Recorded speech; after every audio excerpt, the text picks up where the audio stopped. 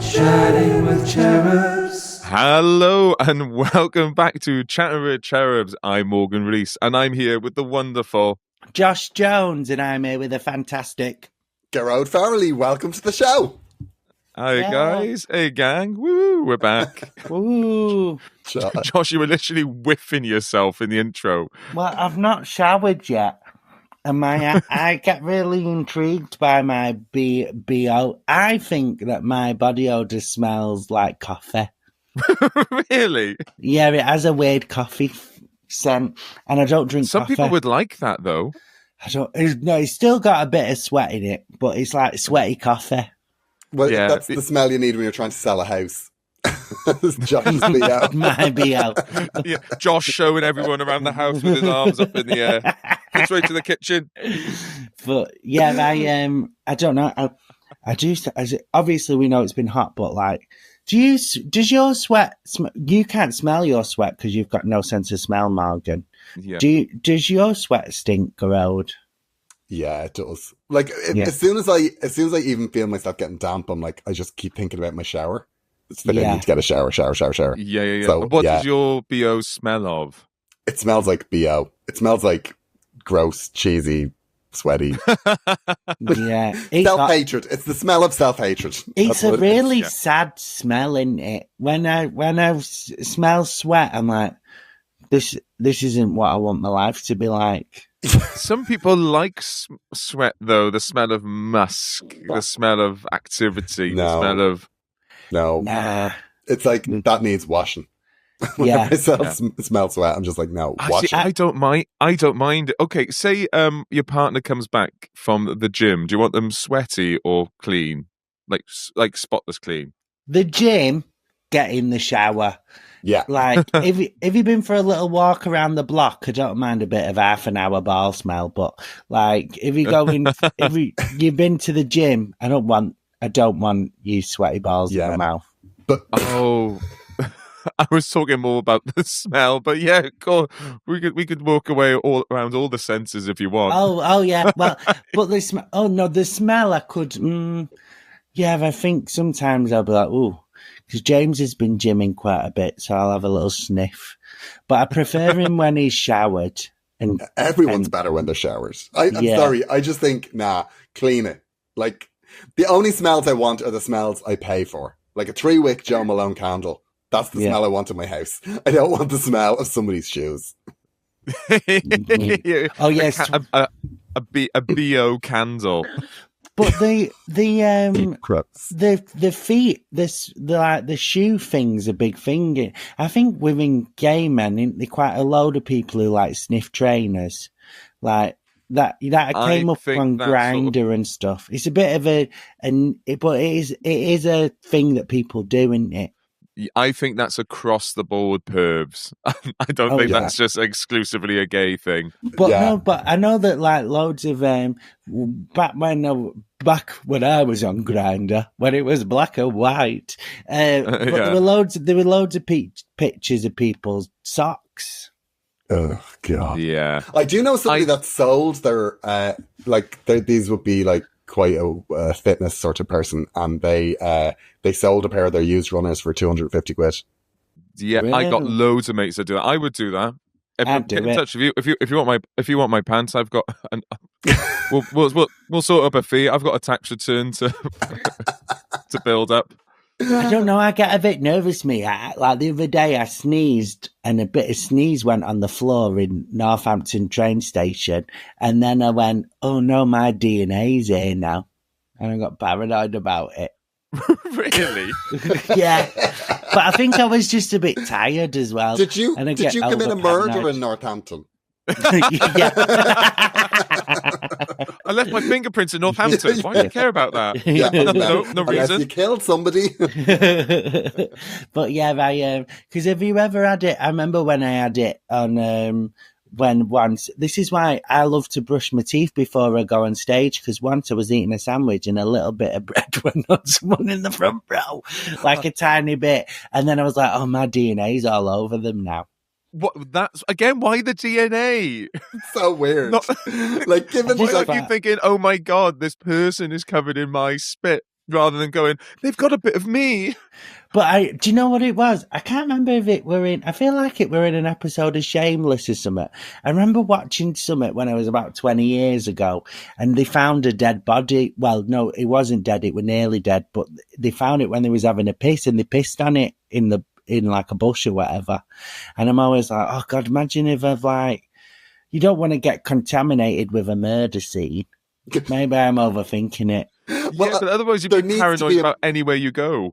But if someone dies in Northampton train station and they've not mopped the floor, my dear, I could have killed him and then sneezed on him. You don't know, unless they were murdered in that exact spot. Because I think they might go, oh, I think 1,000 people went through this train station today. Well, yeah. I think first there needs to be a murder. Yes. But I think if there hasn't been a murder, I think it's okay. I think you can spray your DNA indiscriminately. Yeah. Yeah. I don't know. The fact you sneeze, like, it reached the floor as well, and it came out. A proper hay fever sort of. Oosh. Yeah. It was. I didn't know you had hay fever. I don't have it bad. James has it so bad to the point where it's doing my head in, actually. He wakes up in the night sneezing. I have no sympathy for hay fever. Do you know what's supposed to be really good, though? Clicking sound. Like I just bought one, and it works. It's kind of like this thing. It's a band you put on your arm. Oh. And my mum has the hay fever quite bad, and she got it. And it's like, it's a band that it just presses this little plastic thing into your elbow. And it really works. And because I have a bit of hay fever, and I got it the other day, and I was like, oh my God, it's so much better. Does it? Yeah, it's really good. I might get him then. Next time we see him, he's just covered head to toe in these bands. Yeah. Looks like the Michelin Man. Well, I always joke because obviously he's very intelligent and he's really smart, but I think he has the proper like stereotypes. So it's like a cartoon smart where he's like, oh, my allergies. So I'm always taking the piss out of him for his allergies. But he's an actual nerd. Like, he has 2 degrees, like both in like one's a doctor and he's, other's a science degree. So he's proper like nerd. And then got his allergies, sneezing. He's bad with dust. Honestly, it's quite pathetic. Yeah, that's gotta be bad, isn't it? My man could be taken down by dust. Yeah, yeah. I always think when I always hear of a dust allergy, I'm just like, oh, you weren't meant to survive. You should have been, you were the weak ones that the mother should have just strangled in the nest. Are you telling me to kill James? No, I'm saying his mother should have. Oh, right. No. Yeah. Too many allergies. But again, like you, she probably sneezed and her DNA was all over the place. Yeah. I've missed the opportunity. I would murder my son, but I've sneezed near him recently. Well, I mean, speaking of I can't believe this is a bit of a handbrake too, but speaking of murder, Gearóid, wasn't there a story you read? I love this story. This is a story about a woman in Victoria in Australia, right? And she invited her husband left her, and she invited her ex-husband's parents and her mother-in-law's sister and her husband. She invited them all over for dinner, right? And she poisoned them. Now, I'm sorry. Like, when I heard this story, I was like, this is, I feel like this is deranged Josh. This is midlife crisis, Josh.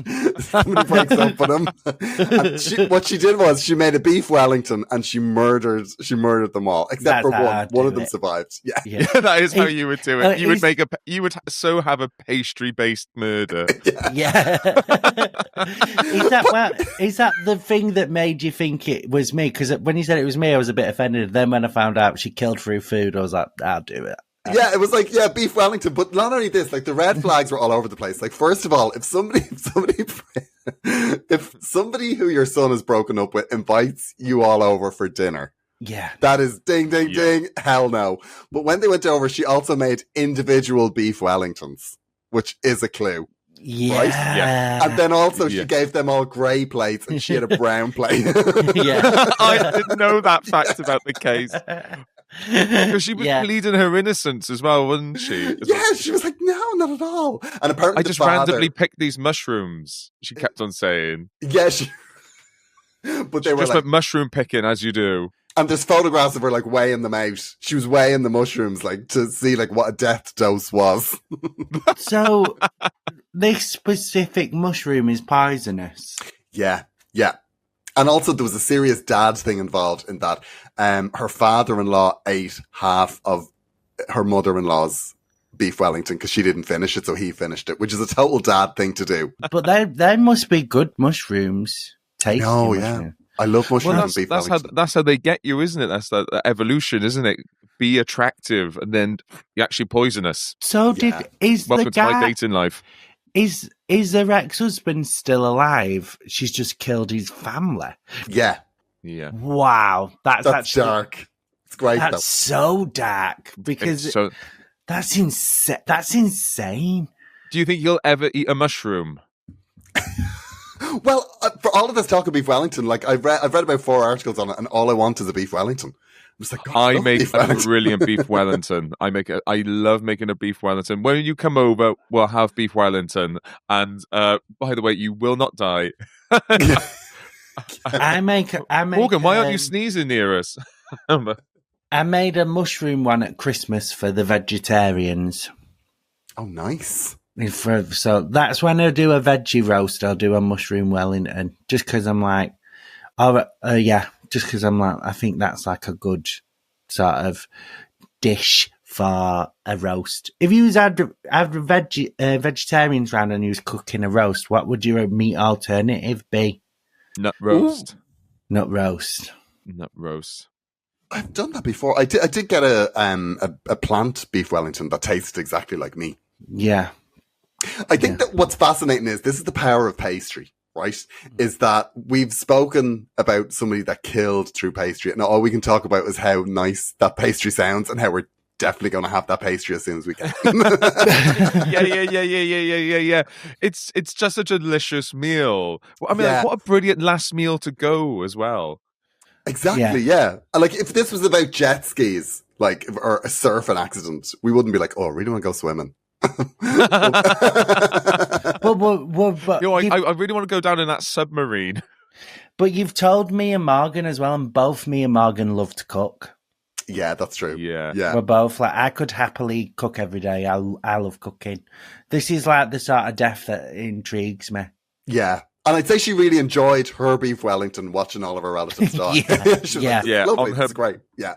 That must have been so bizarre. I mean, obviously our hearts go out to the in-laws, but just going in there and seeing that you've all got grey plates and a brown plate, which is a bizarre colouring of plates for the starters. Yeah. Yes. The only one I'd go, why is yours different? I would go, why? Where'd you get a grey plate? Where'd you get a brown plate? Exactly. How old was she? She looks about like 40s. Yeah. It's just, I feel like there's so many red flags that were ignored here. I feel like... Has she been sentenced? No, it's happening at the moment. She's on trial at the moment. Yeah. I think she's been found guilty, but they haven't given her sentence at the moment. From what I've heard.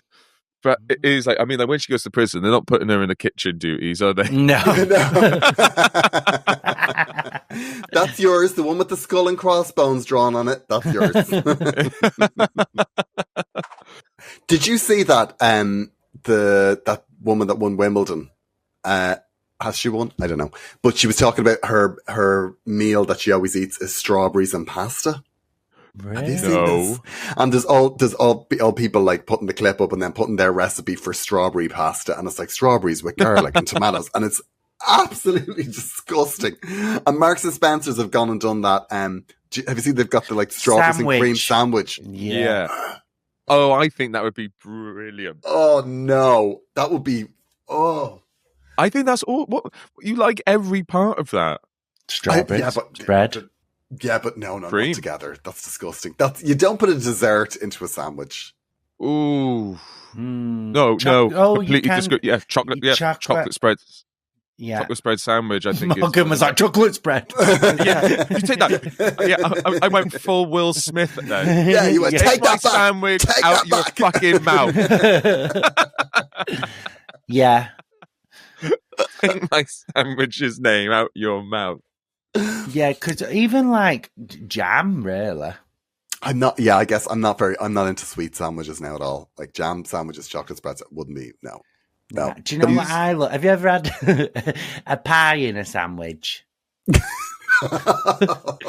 Sorry, give me a second there. Did I hear that right? Yeah, there was a chippy near mine, right? But near my dad's that used to do, and my friend Tom, we used to get them when we were younger, and he called it a growler, which I don't think that in that. I don't think that's. Yeah, I think that's another name for a fanny, isn't it? Yeah. But basically, we're a meat and potato. How was he eating it? It's a meat and potato pie in a balm but like yeah. Oh wow! It's nice. It's a bit much. I used to do it when I was younger. It's crust on crust, isn't it? Yeah, it's good though. Wow! I just love pie, so yeah. Anyway, but it's meat and potato. The filling is quite good. I do love the filling. It's the crusty bits of pie that I just don't eat. Really, I love pastry and gravy when it's been like that for a while. Similar with custard and pastry. When the pastry has been in the custard for a bit. Oh my lordy! I love custard. I have to say I love custard. I've made it a few times. Have you seen the news article recently about Britain's oldest man? One of them. He's 109, and he puts down his longevity to his daily obsession with custard. Have you seen this? No. Do you know what? He's 109 and he just loves custard. It's the most autistic thing you've ever seen in your life. I love it when these old people who've lived to like real old ages, they just basically troll the rest of us. Like there was a woman here and she was like 103 and she's like, they were like, "What's your secret?" She's like, "Smoking." It's clearly just a genetic anomaly, isn't it? Yeah. And here we have Mavis, a 115-year-old heroin addict. What's your secret? That's right. The system works. Oh, I love custard. I think custard's so underrated. My first big routine, I can't remember any of it now, is when I started comedy was about custard. When me and Josh did the competitions together, my whole set was about custard. I used to make really thick custard and then put cream on it. Oh. When I was a kid, yeah. That was I loved it. Actually, it wasn't cream, do you remember dream topping? No. It was like fake cream. It's also a gay website, I think. I was going to say it. Chatting with Cherubs. I've never understood choking. Well, it's when food gets stuck in your mouth and you can't get stuck in your airways. No, and then you get a big hard on. Yeah, you get a big hard on. Oh, do you mean for sexual gratification? Yeah, I've just never. I mean, I've never had an orgasm where I've thought this could be better. Yeah. I mean, people have. The main thing is when people don't ask, they're just like, "You're like, oh, you're just joking me now." That's attempted murder. Yeah, that's mad. That's just assault, I think. Yeah, because are you not into this? What dying? No, never been on the top of my list, really. No, I'm not the biggest into choking. I like, I can probably say, Andana, every time I've come in my life, my airwaves have been good. Yeah. No, it's a really good cure for asthma. Yeah, I've got a breathing kink too. Yeah. I have been asked to do it to someone else, and I remember the first, probably a handful of times, I didn't quite like doing it, and I think the one thing worse than getting choked is someone a little bit choking you. Yeah, because it's just a nuisance. Or crying while they're doing it. That'd make it more realistic, though. You never loved me. I think, because I do think when you're getting choked, you want that person to really choke you. I think that must be the kink, not someone like looking at you going, is that okay? Joking, Is this okay? Yeah. Yeah. Can I tell you about what I did this week? I had my Christmas present this week.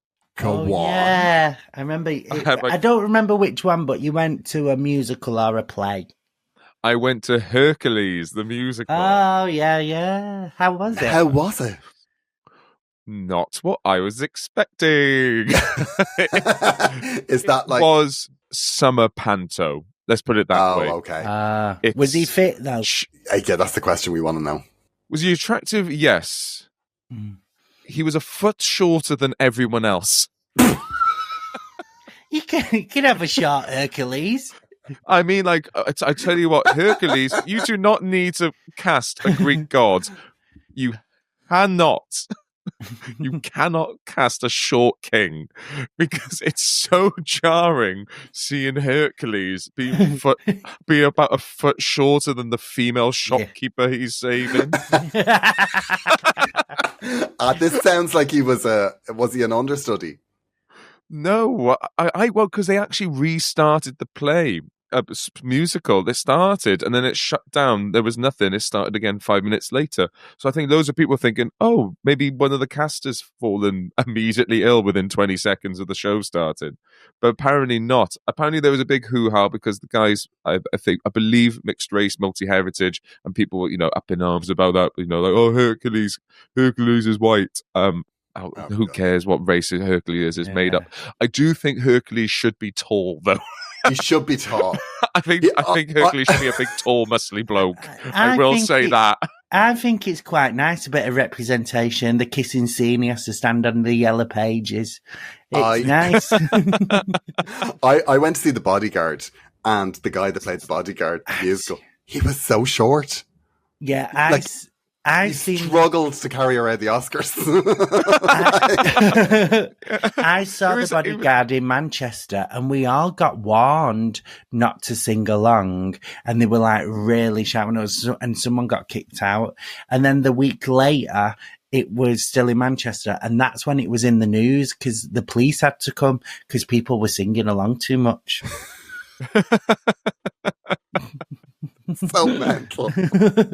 Yeah. It's hard not to sing Whitney songs. Of course. Did you know all the songs in Hercules? Yeah, I love Hercules. And I tell you what, the star of the show was not Hercules. It was the 5, gospel singers, the music. Oh, wow. They were superb. So every one of their songs, everyone just went wild for. But then obviously... They all like suited the roles. But just Hercules, it was just so funny having a short Hercules, and he's like, "I can go the distance." No, you can't. You're gonna go half the distance and need to sit down.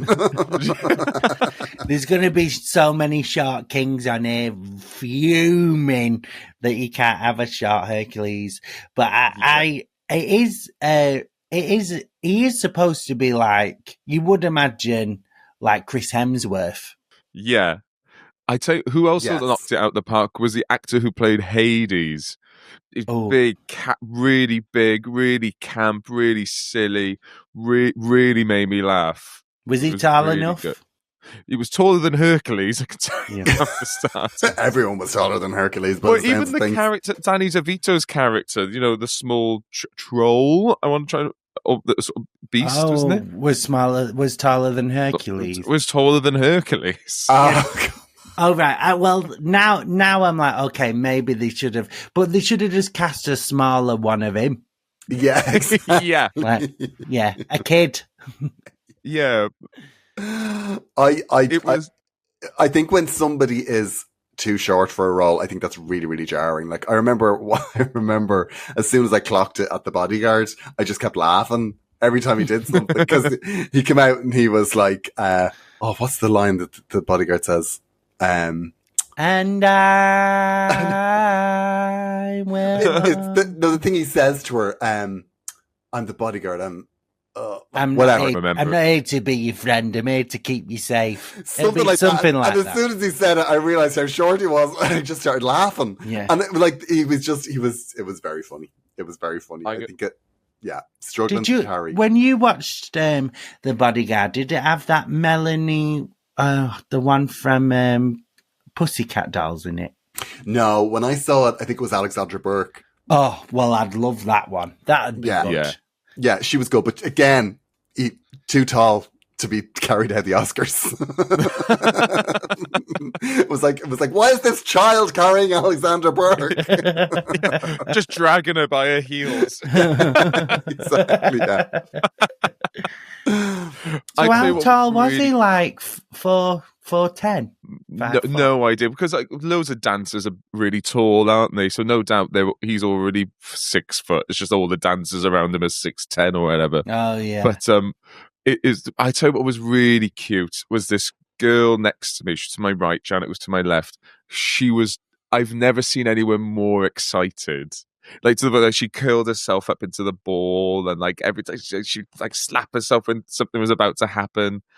And it was so cute, but it was quite funny because I went to Janet and went, "Oh, look how much she's look at her," and he just went, "Oh, she won't stop fidgeting." I was like, "Oh, she's excited," and you could tell. Like, I just felt so. I was so. She made me happy because you could tell she so wanted to sing along. It was clearly her favorite musical, so she was just doing it quietly under her breath because she knew she had no chance, no way, and then you could just tell that all she wanted to do was sing along, but she knew she'd be a nuisance because she heard about all those scopes in Manchester. She didn't want her to end up in prison with the mushroom woman. But just a quick thing about Hi. You just reminded me, actually. I did a gig the other day, and there was some people who wanted to take photos with me, and some of them was like, "Oh, I loved the podcast and stuff." And I took a photo with him, and he went, "Oh, you're much taller than I thought you was." And this is how bitchy I went, "I'm quite taller than Morgan." Really? Yeah, I just thought it'd be funny. Bitch. I know. What a little bitch. I do think I'm the tallest out of us all. Yeah, you probably are, actually, aren't you? I'm on your heels. Okay, yeah. Yeah, trying to take me out from him just so you're an inch taller. Yeah. Yeah, do you know what? That is true, because you are taller than you think. Yeah, I think people think I would be like, maybe it's just I'm so petite. Because I'm not tall. And dainty and delicate. I'm like 5'11". Just a pale princess. Oh no, but I am 5'11". I know. This is the thing we keep arguing about. We go back and forth. I think I'm 5'10", I got measured at Pure Gym at 5'10.25" from this machine I stood on. But I know I'm taller than Morgan. But Morgan is 5'11". That's very quiet. You've never told me about this machine. Yeah, I stood on a machine at a Pure Gym years ago, and then it says how tall you are. Yeah. Oh, wow. I think I'm 5'9". Yeah. I've been to I'm 180 I think I'm 180 centimeters. So I think I'm 5'11". Right, I'm going to Google 180 centimeters. The tallest of the three of us, Morgan. If you round it up, I'm 5'11". 180 centimeters in feet. Oh, 5'2". I'm joking. 5'10.866". Morgan wishes he was 6 foot. Well, when I would. You do wear taller boots. I do wear taller boots. I do think that that's one thing. That's why I like to wind you up about it, because I do know that one of your insecurities is you wish you was maybe an inch or two taller, which I find hilarious. Big time. And as a shit friend, I like to bring it up in public and then bring it back up again on the podcast. Do you know what it is? It's exposure therapy. That's what it is. The more he realizes it, the more he hears it, the more he'll accept it. To be honest, I think I should have been about 5'8", but I've got a massive head. Well, see, I think I should have been 6'2", but I've got tiny thighs. That's basically Danny DeVito's character in Hercules. Yeah, maybe I should have played that character. I'm trying to remember what that song is now. I can't remember. But you've got Welsh thighs. The like, I've got Welsh now. Like, you're as a maid for like farming and moving stuff. You're stocky people. Well, A broad boy, I have to tell you this story while we're on the subject of legs, and I cannot believe I haven't told you this story. I went for a suit fitting because I'm going to a wedding, and I went to Marks and Spencer's.